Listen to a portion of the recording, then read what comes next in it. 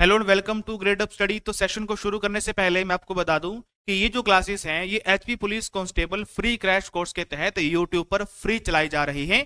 और इन क्लासेस की जो पीडीएफ है ये आपको ग्रेड अप स्टडी के टेलीग्राम चैनल पर देखने को मिल जाएगी, जिसका लिंक आपको डिस्क्रिप्शन में देखने को मिल जाएगा, या फिर आप पिन कमेंट भी चेक कर सकते हैं, वहां पर भी आपको लिंक मिल जाएगा। तो टेलीग्राम चैनल को आपने जरूर फॉलो कर लेना है। चलिए शुरू करते हैं। Hello and welcome to gradeupstudy.com। तो स्वागत है आपका आज के इस वीडियो में। तो आज हम करने वाले हैं टेंसेस का लास्ट पार्ट, यानी कि टेंसेस का 5th पार्ट। ठीक है, और आज हम टेंसेस को ख़त्म कर देंगे और इससे बाद हम शुरू करेंगे वॉइस और नरेशन। ठीक है, तो आई होप जहाँ तक हमने कल पढ़ा था वहाँ तक आप रिवाइज करके ज़रूर आए होंगे। ठीक है, और कल हमने लास्ट किया था पास्ट परफेक्ट टेंस। ठीक है, तो परफेक्ट टेंस का जो लास्ट पार्ट है फ्यूचर परफेक्ट टेंस, वो हम आज डिस्कस करेंगे। ठीक है, तो सबसे पहले हमने डिस्कस किया था प्रेजेंट परफेक्ट टेंस। तो इसका स्ट्रक्चर क्या था, थोड़ा सा हम रिवाइज कर लेते हैं। तो इसका जो स्ट्रक्चर था उसमें सब्जेक्ट के साथ हैज, हैव प्लस वर्ब की थर्ड फॉर्म प्लस ऑब्जेक्ट। ठीक है, पास्ट परफेक्ट टेंस का स्ट्रक्चर क्या था, ये है आपका प्रेजेंट परफेक्ट टेंस, ये है आपका पास्ट परफेक्ट टेंस। तो इसका स्ट्रक्चर क्या है, subject plus had plus verb की थर्ड फॉर्म प्लस ऑब्जेक्ट। और अभी हम करेंगे फ्यूचर परफेक्ट टेंस। तो इसका स्ट्रक्चर क्या होगा, subject plus will shell plus have plus verb की थर्ड फॉर्म प्लस ऑब्जेक्ट। तो देखो जहां जहां हमने परफेक्ट टेंस पढ़ा है वहां वहां आपकी वर्ब की थर्ड फॉर्म का हमने यूज किया है। ठीक है, तो इसका आपको ध्यान रखना है। तो फ्यूचर परफेक्ट टेंस का स्ट्रक्चर क्या है, सब्जेक्ट होगा, विल शैल लगेगा, साथ में हैव लगेगा, साथ में वर्ब की थर्ड फॉर्म और ऑब्जेक्ट लगेगा। ठीक है, अब हम बात करते हैं कि आपका जो फ्यूचर परफेक्ट टेंस है वो यूज कहां कहां पे किया जाएगा। ठीक है, तो यहां पे नोट लिखा हुआ है, actions that will have completed before a certain time in future are used in this tense. यहां पे बताया जा रहा है कि जो एक्शन वर्ड होगा, ठीक है ना, जो एक्शन वर्ड होगा वो फ्यूचर के किसी टाइम से पहले पहले कंप्लीट हो जाएगा, यानी कि कंप्लीट हो जाएगा। तो वहां पे आपको फ्यूचर परफेक्ट टेंस का यूज करना है। यानी कि आपके सेंटेंस में आपको फ्यूचर का कोई टाइम दिया होगा, यानी कि आगे का आपको कोई टाइम दिया होगा, और वो जो एक्शन होगा वो उस समय से पहले पहले कंप्लीट हो जाएगा। ठीक है, तो ऐसे टेंसेस में हम यूज करेंगे फ्यूचर परफेक्ट टेंस। जब हम एग्जाम्पल पढ़ेंगे आपको अच्छे से समझ में आएगा। ठीक है, एग्जाम्पल देखें। एग्जाम्पल क्या है, we shall have completed our coaching by August. हम अगस्त से पहले अपनी कोचिंग को कंप्लीट कर लेंगे। हम बात तो फ्यूचर की ही कर रहे हैं, लेकिन हमने एक टाइम यहां पे शो करवाया है कि इस समय से पहले पहले हम अपनी कोचिंग को, जो कि हमारा एक एक्शन वर्ड है, उसको कंप्लीट कर लेंगे। ठीक है, तो यहां का जो स्ट्रक्चर होगा वो फ्यूचर परफेक्ट टेंस को फॉलो करेगा। ठीक है, देखो यहां पे शेल हैव वर्ब की थर्ड फॉर्म यानी कि कंप्लीटेड। ठीक है, दूसरा एग्जांपल देखें, by 2050 the robots will have taken control all over the world. यहां पर भी टाइम बताया गया है कि 2020 तक जो रोबोट्स है वो पूरी दुनिया यानी कि पूरे वर्ल्ड पे कंट्रोल कर लेंगे। ठीक है, बात तो फ्यूचर की जा रही है। ठीक है, फ्यूचर की तो की जा रही है, लेकिन आपको एक टाइम लिमिट बता दी गई है कि इस समय से पहले पहले ये जो एक्शन वर्ड है, ये जो एक्शन है, ये कंप्लीट हो जाएगा। यानी कि जो रोबोट्स है वो पूरी दुनिया पे कंट्रोल कर लेंगे। बात तो फ्यूचर की जा रही है, लेकिन यहाँ पे आपको समय दिया गया है 2050। तो इससे पहले पहले जो एक्शन है आपका वो कंप्लीट हो जाएगा। ठीक है, चले आगे, चलिए अब आपकी बारी है टेस्ट योरसेल्फ। ठीक है, तो जैसे कि आपको पता है कि वीडियो को पॉज करना होता है और उसके बाद इस क्वेश्चन को पढ़ना होता है, और जो आपके अकॉर्डिंग इसका सही आंसर है वो आपको सेलेक्ट करना होता है। ठीक है, तो वैसे ही आपको करना है, वीडियो को पॉज करना है, देन इसको सोल्व करना है। तो मैं इस क्वेश्चन को पढ़ता हूं। क्वेश्चन क्या लिखा हुआ है कि by the end of his century, यहां पे हिज नहीं होगा, दिस होगा। By the end of this century scientist surely must discover a cure for AIDS. देखो यहाँ पे एक टाइम बताया है आपको कि by the end of this century, यानी कि इस सेंचुरी के खत्म होने तक, यानी कि लास्ट तक जो साइंटिस्ट है वो श्योरली एड्स का जो इलाज है वो डिस्कवर कर लेंगे। ठीक है, आपको एक टाइम बताया हुआ है कि by the end of this century, यानी कि 21वीं सदी के अंत तक जो साइंटिस्ट है वो एड्स का इलाज पक्का ढूंढ लेंगे। तो बात तो फ्यूचर की जा रही है, और फ्यूचर में इन्होंने एक समय बता दिया कि 21वीं सदी के अंत तक आपका जो वो एक्शन है, कौन सा एक्शन है, डिस्कवर करने का। किसको डिस्कवर करना है? एड्स की क्योर, यानी कि एड्स का इलाज को डिस्कवर करने का जो प्रोसेस है वो कंप्लीट हो जाएगा। ठीक है, तो यहां पर जो ये सेंटेंस है वो फ्यूचर परफेक्ट टेंस के स्ट्रक्चर को फॉलो करेगा। तो गलती कहां पे है? यहां पे लिखा हुआ इन्होंने मस्ट, तो यहां पे मस्ट नहीं होगा, क्या होगा? Scientists surely will have discovered. ठीक है, विल हैव डिस्कवर्ड। यहां पे देखो आप, इसका जो स्ट्रक्चर वो क्या है, विल और शैल लगाना है आपको, आगे हैव लगाना है और आगे वर्ब की थर्ड फॉर्म लगानी है। तो मैंने यहां पे क्या किया, विल लगा दिया, हैव लगा दिया, वर्ब की थर्ड फॉर्म लगा दी। ठीक है, तो यहां पे मस्ट नहीं होगा, यहां पे क्या होगा? Scientist surely will have discovered a cure for the AIDS. ठीक है, चलिए आगे। चलिए, तो फिर से आपको क्या करना है, वीडियो को पॉज करना है, देन इसको सोल्व करना है। ठीक है, तो क्वेश्चन क्या है, by this time tomorrow I will reach my home. इस समय यानी कि कल, नेक्स्ट डे की बात की जा रही है यहाँ पे, टुमारो की, कि कल इस समय तक मैं अपने घर पहुंच चुका होऊंगा, यानी कि कल की बात की जा रही है, नेक्स्ट कल। ठीक है, तो टुमारो, कल इसी समय तक मैं अपने घर पहुंच चुका होऊंगा। ठीक है, तो फ्यूचर के टाइम की इन्होंने लिमिट बता दी है कि टुमारो दिस टाइम, यानी कि बाय दिस टाइम टुमारो, तो ये आपका टाइम लिमिट इसने बता दी कि इस समय तक मैं क्या कर चुका हूंगा, मैं अपने घर पहुंच चुका हूंगा। तो फ्यूचर की बात की जा रही है, प्लस आपको यहाँ पे टाइम की लिमिट बता दी गई है। तो यहाँ पर आपका जो सेंटेंस चलेगा वो चलेगा फ्यूचर परफेक्ट टेंस। ठीक है, तो देखते हैं कि यहाँ पे गलती क्या है। तो ये तो आपका हो गया समय, by this time tomorrow I will have reached. ठीक है, will have reached my home.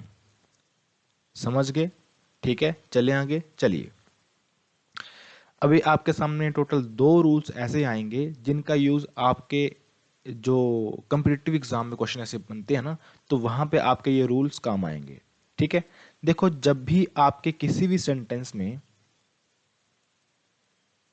जो पहला क्लाउज होगा, अगर वो इफ हैड थर्ड फॉर्म से शुरू होता है, तो आपको ध्यान रखना है कि उसका जो दूसरा क्लाउज होगा वहां पे वुड हैव थर्ड फॉर्म पक्का बननी चाहिए। ठीक है, अगर आपका सेंटेंस का पहला clause if had third form से शुरू होता है, तो आपको ध्यान रखना है कि उस सेंटेंस के दूसरे क्लाउज में वुड हैव थर्ड फॉर्म बनना चाहिए। और क्लाउज क्या होता है वो मैंने आपको टेंसेस के स्टार्टिंग में ही बता दिया था। ठीक है, तो अगर आपके सेंटेंस में पहला clause if had third form, दूसरा clause would have third form बनना चाहिए। एग्जांपल देखते हैं। इफ, अगर इफ लग गया ना यहाँ पे, if I would have known about your condition I would have helped you, ये आपका पहला क्लाउज है, ये आपका दूसरा क्लाउज है। ठीक है, अब देखते हैं यहाँ पे पहले क्लाउज में क्या लिखा हुआ है, इफ आई वुड, दूसरे में क्या लिखा हुआ है, वुड हैव हेल्प्ड। तो वुड हैव हेल्प्ड यानी कि थर्ड फॉर्म। तो अगर आपके दूसरे क्लाउज में वुड हैव थर्ड फॉर्म बन रहा है, तो आपके पहले क्लाउज में इफ हैड थर्ड फॉर्म जरूर बनना चाहिए। तो यहां पे क्या लिखा हुआ है, इफ आई वुड, तो यहां पे वुड नहीं होगा, क्या बनेगा, इफ आई हैड। ठीक है, यहां पे हैव भी नहीं होगा, नॉन होगा। ठीक है, यहां पे क्या बनेगा, if I had non about your condition I would have helped you. समझ रहे हो, इफ यहां पे सिर्फ और सिर्फ वुड हैव नहीं होगा, बाकी यहां पर आपको क्या लिखना है, हैड। ठीक है, if I had known about your condition I would have helped you. समझ रहे हो, तो ये वाला जो स्टेटमेंट है वो बन रहा है कि नहीं बन रहा, if had third form would have third form, तो if had third form would have third form. ठीक है, तो ये उल्टा भी हो सकता है, यानी कि अगर आपका सेंटेंस का जो पहला क्लाउज होगा अगर वो वुड हैव थर्ड फॉर्म से शुरू होता है तो उसके दूसरे क्लाउज में इफ हैड थर्ड फॉर्म बनना चाहिए, यानी कि उल्टा भी हो सकता है। ठीक है, यहां पर जो दूसरे क्लाउज में था वो अगर आपके पहले क्लाउज में है ना यहां पे, तो दूसरे क्लाउज में आपका इफ हैड थर्ड फॉर्म बनना चाहिए। ठीक है, यहां पे देखो, यहां पे क्या लिखा हुआ है, I would have meet you if I would have reached earlier. ठीक है, अब देखो यहां पे वुड हैव थर्ड फॉर्म तो लिखा हुआ है यहां पे, लेकिन दूसरे क्लाउज में इफ हैड थर्ड फॉर्म नहीं बन रहा है। तो इफ यहां पे है, आई भी यहां पे है, यहां पे वुड हैव नहीं होगा, क्या होगा, हैड। क्या बनेगा फिर, I would have meet you if I had reached earlier. Reached आपकी वर्ब की थर्ड फॉर्म ही है। ठीक है, तो आपका ये वाला जो सेंटेंस है ये फॉलो हुआ, would have third form if had third form. ठीक है, तो इसका आपको ध्यान रखना है। दूसरा एग्जांपल यहां पे छूट रहा है, इसको हम पढ़ लेते हैं। इफ आई वुड हैव, तो यहां पे क्या होगा, इफ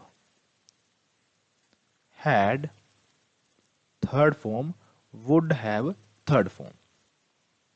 समझ गए, तो इसका भी आपको ध्यान रखना है कि अगर कहीं भी आपके क्लाउज में ऐसा बनता है तो आपका जो सेंटेंस है ना उसका ये पेयर बनना चाहिए, if had third form would have third form. अब देखते हैं नेक्स्ट। अब देखो यहाँ पर जो दूसरा रूल है इसका मैंने नाम डाला हुआ है इमेजिनेशन रूल। ठीक है, अब देखो इस रूल में क्या होगा, आपने देखा होगा कि कभी कभी हम बोलते हैं कि अगर मैं ये होता तो मैं ऐसा कर लेता। ठीक है, अगर मैं पुलिस ऑफिसर होता तो मैं ऐसा कर सकता था।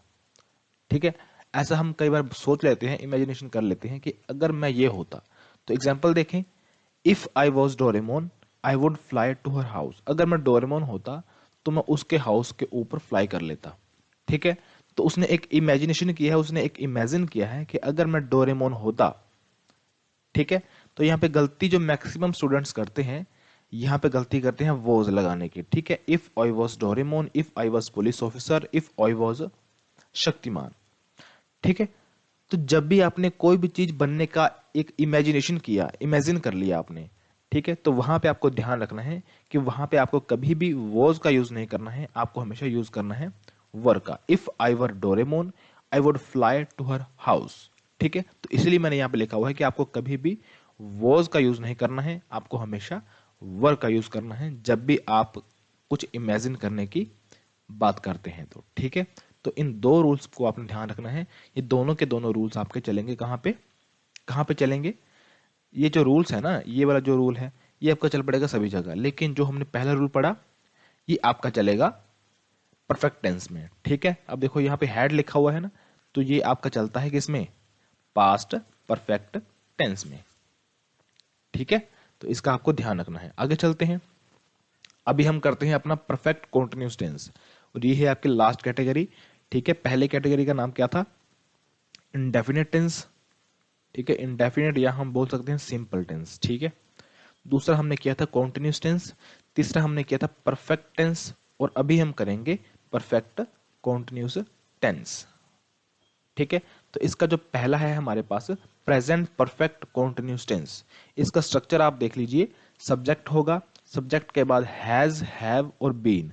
मैंने आपको बताया था कि जब भी हम कॉन्टिन्यूस की बात करते हैं तो कॉन्टिन्यूस में हम हमेशा वर्ब की फर्स्ट फॉर्म के साथ आईएनजी लेके चलते हैं। अब देखो कॉन्टिन्यूस की पहचान क्या थी, वर्ब की फर्स्ट फॉर्म प्लस आईएनजी, और परफेक्ट की पहचान क्या थी, हैज हैव। ठीक है, हम बात कर रहे हैं प्रेजेंट की, तो प्रेजेंट में परफेक्ट टेंस में हमने हैज हैव यूज किया था, तो परफेक्ट का यहाँ पे आ गया हैज हैव, आगे हमने बीन को यहाँ पे अटैच कर लिया, और आगे वर्ब की first form plus ING plus object. ठीक है, यानी कि ये जो टेंस होगा ये परफेक्ट और कॉन्टिन्यूस का मिक्सचर होगा। ठीक है, तो इसके स्ट्रक्चर में भी आपको इन दोनों का कॉम्बिनेशन देखने को मिलेगा। तो सब्जेक्ट प्लस हैज है प्लस बीन प्लस वर्ब के फर्स्ट फॉर्म के साथ आईएनजी ऑब्जेक्ट होगा, और साथ में टाइम वर्ड्स होंगे, चाहे वो फॉर के साथ लगा के, चाहे वो सिंस के साथ लगा के। ठीक है, अब देखिए यहाँ पे जो जरूरी बात देखने वाली है वो ये है इसका नोट। ठीक है, कि कहाँ पे आपका present perfect continuous tense use किया जाएगा। तो यहाँ पे क्या लिखा हुआ है, actions that start in past. Action जो है वो पास्ट में स्टार्ट हो चुका है, but continue up to the present are used in this tense. यानी कि कोई एक ऐसा एक्शन है जो कि पास्ट से स्टार्ट हो चुका है, लेकिन अभी एट द प्रेजेंट टाइम भी, यानी कि एट द प्रेजेंट टाइम में भी वो कंटिन्यू है। तो वहां पर आपको प्रेजेंट परफेक्ट कंटिन्यूस टेंस को फॉलो करना है। समझ गए, एक ऐसा एक्शन जो कि पास्ट से शुरू हो चुका है और अभी भी एट द प्रेजेंट टाइम में भी वो कंटिन्यू है, तो वहां पर आपको प्रेजेंट परफेक्ट कंटिन्यूस टेंस को फॉलो करना है। ठीक है, चले आगे देखिए इसके क्वेश्चंस। तो सबसे पहले हम इसका पहला एग्जांपल देखते हैं। एग्जांपल क्या है, Tanu has been living in Mussoorie for a month. देखो यहां पे लिखा हुआ है फॉर अ मंथ। ठीक है, तो वो एक महीने से मसूरी में रह रही है, लिविंग। तो एक्शन जो है वो स्टार्ट हो चुका है एक मंथ पहले से, यानी कि पास्ट से ये जो एक्शन है ये शुरू हो चुका है, और अभी भी जो तनु है वो मसूरी में ही रह रही है। तो यानी कि अभी इस समय में भी जो एक्शन है वो कंटिन्यू चल रहा है। तो यहां पर आपको प्रेजेंट परफेक्ट कंटिन्यूस टेंस को फॉलो करना है। तो इसका स्ट्रक्चर क्या था, तनु यानी कि सब्जेक्ट आ गया, हैज हैव बीन वर्ब की फर्स्ट फॉर्म के साथ आईएनजी। तो तनु आपके पास सिंगुलर है तो इसके साथ आएगा हैज, तो हैज बीन वर्ब की फर्स्ट फॉर्म के साथ आईएनजी, यानी कि living in Mussoorie for a month. ठीक है, फॉर ए मंथ आपके पास क्या है, टाइम है। समझ गए, तो यहां पर जो आपका जो स्ट्रक्चर है वो प्रेजेंट परफेक्ट कंटिन्यूस टेंस का फॉलो हो रहा है, यानी कि ये वाली जो एग्जांपल है ये बिल्कुल सही है। दूसरा एग्जांपल देखते हैं, I have been teaching English since 2015। ठीक है, यहाँ पे मैंने क्या लिखा हुआ है, सिंस 2015। यहाँ पे फिर से मैंने एक पास्ट के टाइम की बात की है कि 2015 से मैं इंग्लिश टीच कर रहा हूं और अभी आपके सामने भी कर रहा हूं, यानी कि पास्ट से मेरा कोई एक्शन शुरू हुआ है टीचिंग करने का और अभी इस वक्त भी वो कंटिन्यू है। तो यहाँ का जो स्ट्रक्चर होगा, यानी कि इस सेंटेंस का जो स्ट्रक्चर होगा वो प्रेजेंट परफेक्ट कंटिन्यूस टेंस का होना चाहिए। तो देख लेते हैं, चेक कर लेते हैं। तो ये आपके पास सब्जेक्ट है, आई हैव बीन। अब आई आपके पास प्लूरल है तो हैव चलेगा इसके साथ, तो I have been teaching English since 2015। ठीक है, तो इसका जो स्ट्रक्चर है वो प्रेजेंट परफेक्ट कंटिन्यूस टेंस का फॉलो हो रहा है। ठीक है, ये आपका सब्जेक्ट है, हैव बीन वर्ब की फर्स्ट फॉर्म के साथ आईएनजी, आगे ऑब्जेक्ट और आगे सिंस और फॉर लगा के टाइम। अब देखो जब हमने सिंस और फॉर के बारे में पढ़ा था तो मैंने आपको ये भी बताया था कि कहाँ कहाँ पे हम सिंस का यूज करते हैं, कहाँ कहाँ पे हम फॉर का यूज करते हैं।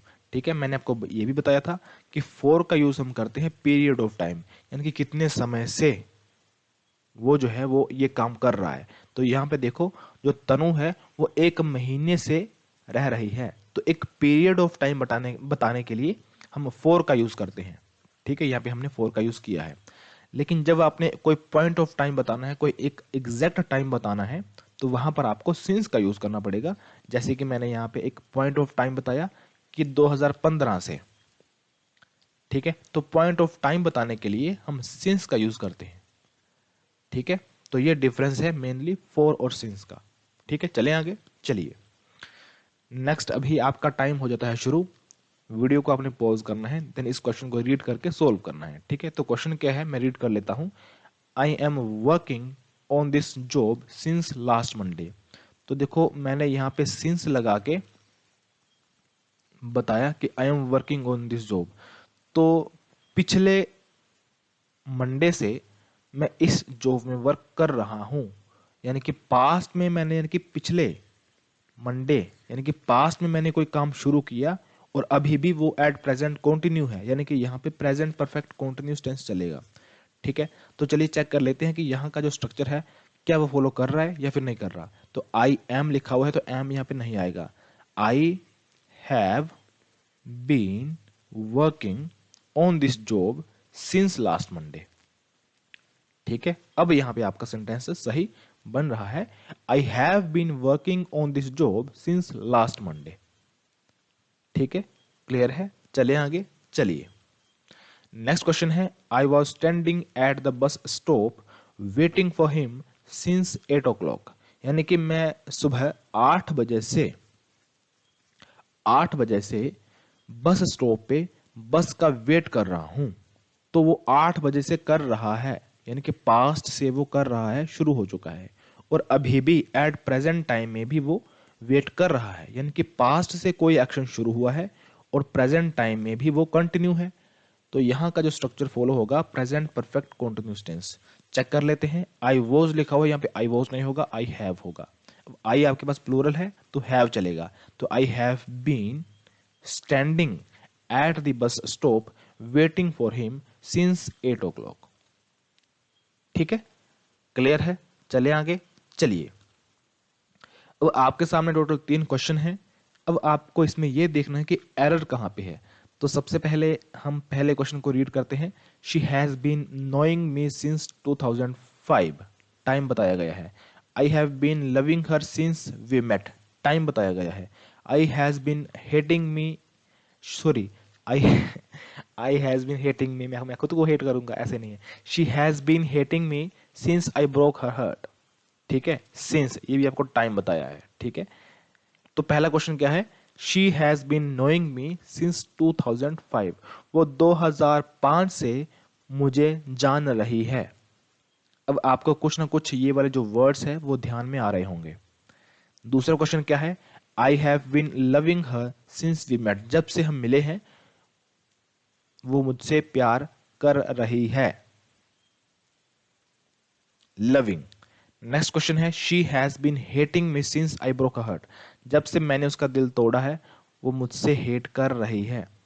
तो ये वाले जो वर्ड्स जिस पे मैंने ये सर्कल किया है, ये आपने कहीं ना कहीं आपको दिखे दिखे लग रहे होंगे, क्योंकि इनके बारे में हमने पहले पढ़ चुका है टेंसेस में ही।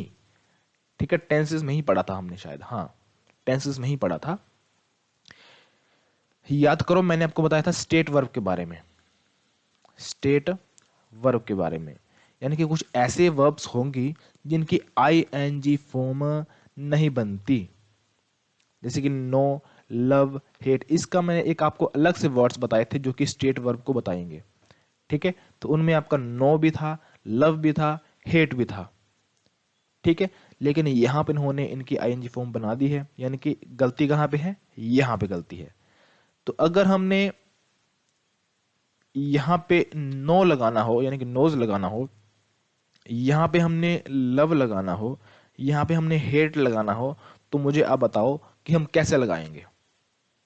इतना तो हमको पता है कि गलती कहां पे है, इन वर्ड्स में गलती है, क्योंकि ये एक स्टेट वर्ब है तो इनके साथ कभी भी आईएनजी नहीं बनता। तो चलो ठीक है, हम इनकी आईएनजी नहीं बनाएंगे। हम सिंपल फॉर्म में अगर इसको लिखना चाहें तो हम कैसे लिख सकते हैं। अब देखिए, सबसे पहली बात जो आपको ध्यान रखनी है कि जो आपके पास फॉर और सिंस है ना, जिनका यूज करके हम टाइम को बताते हैं, ठीक है, टाइम को बताते हैं, ये हम या तो परफेक्ट कॉन्टिन्यूस टेंस में फॉलो करते हैं, या तो आप इसको परफेक्ट टेंस में भी फॉलो कर सकते हैं, जो कि हमने लास्ट में पढ़ा था, present perfect tense, past perfect tense और फ्यूचर परफेक्ट टेंस। तो इनमें भी हम सिंस और फॉर का यूज कर सकते हैं टाइम बताने के लिए। इसके अलावा कहीं पर भी ये यूज नहीं होता। ठीक है। जो कॉन्टिन्यूस टेंस है ना, जो सिंपल कॉन्टिन्यूस था, जैसे कि present continuous tense, past continuous tense, future continuous tense, वहां पे कोई भी टाइम का वर्ड यूज नहीं होता। इसको आप स्टार मार्क करके लिख लीजिएगा कि कॉन्टिन्यूस टेंस चाहे वो प्रेजेंट का हो, पास्ट का हो, फ्यूचर का हो, वहां पे कभी भी टाइम वर्ड यूज नहीं होता। यानी कि वहां पे कभी भी टाइम हम नहीं लिख सकते, चाहे आप सिंस लगा के कर लो, चाहे आप फॉर लगा के कर लो, वहां पे टाइम कभी भी आता ही नहीं है कॉन्टिन्यूस टेंस में। ठीक है, क्लियर है। तो अभी देखो प्रेजेंट सॉरी परफेक्ट कॉन्टिन्यूस में हम इसकी आईएनजी फॉर्म नहीं लिख सकते, ठीक है। लेकिन परफेक्ट कॉन्टिन्यूस में तो वर्ब की फर्स्ट फॉर्म के साथ आईएनजी आता है। तो अब हमारे पास ऑप्शन बच जाता है कि हम सिंस और फॉर लगा के इसको परफेक्ट टेंस में चेंज कर लें। ठीक है, तो यहां पे देखिए कैसे कर सकते हैं। अभी हमारे पास इसका जो स्ट्रक्चर था प्रेजेंट परफेक्ट कॉन्टिन्यूस टेंस का, वो क्या था, subject plus has, have plus been plus verb की फर्स्ट फॉर्म के साथ आईएनजी प्लस ऑब्जेक्ट।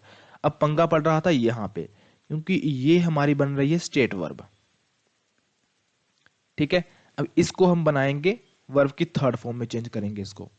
ठीक है, तो इसको हमने वर्ब की थर्ड फॉर्म में चेंज करना सिर्फ और सिर्फ स्टेट वर्ब के केस में। अगर यहां पे इस जगह पे अगर स्टेट वर्ब आ जाती है आईएनजी की फॉर्म में, जो कि नहीं बन पाती, तो उसको हम चेंज कर सकते हैं वर्ब की थर्ड फॉर्म में और उसी प्रेजेंट टेंस में, प्रेजेंट परफेक्ट टेंस में, जिसका स्ट्रक्चर जो है वो ये है। ठीक है, स्ट्रक्चर क्या है, सब्जेक्ट प्लस हैज है प्लस वर्ब की third form plus object since और फॉर लगा के आप टाइम बता सकते हैं। तो अब हम इसको चेंज करते हैं प्रेजेंट परफेक्ट टेंस में। ठीक है, कैसे चेंज होगा यहां पे थोड़ा सा आपको ध्यान देना है। देखिए, she has been knowing me since 2005। ठीक है, तो यहां पे बीन नहीं आएगा और नोइंग की जगह पे आपका बन जाएगा नॉन। ठीक है, नेक्स्ट क्वेश्चन है I have been loving her since we met. तो आई हैव बीन नहीं होगा, यहां पे होगा लव्ड, क्योंकि आपको चेंज करना है प्रेजेंट परफेक्ट टेंस में। तो यहां पे जो आपकी वर्ब की फॉर्म है वो चलती है थर्ड। ठीक है, तो यहां पे बनेगा लव्ड, यहां पे बनेगा नॉन। नेक्स्ट क्वेश्चन है आपके पास, she has been hating me since I broke her heart. तो शी हैज बीन यहां पे नहीं होगा, हेटिंग आपका चेंज हो जाएगा हेटेड में। ठीक है, तो पहला क्वेश्चन क्या था, she has known me since 2005, वो मुझे 2005 से जानती है। दूसरा क्वेश्चन है I have loved her since we met, जब से हम मिले हैं वो मेरे से प्यार करती है। ठीक है, नेक्स्ट क्वेश्चन है she has hated me since I broke her heart, जब से मैंने उसका दिल तोड़ा है वो मुझसे नफरत करती है। ठीक है, तो इस तरह से आपको प्रेजेंट परफेक्ट टेंस में चेंज करना है। ठीक है, चले आगे, चलिए। तो अभी हमने पढ़ा था प्रेजेंट परफेक्ट कॉन्टिन्यूस टेंस।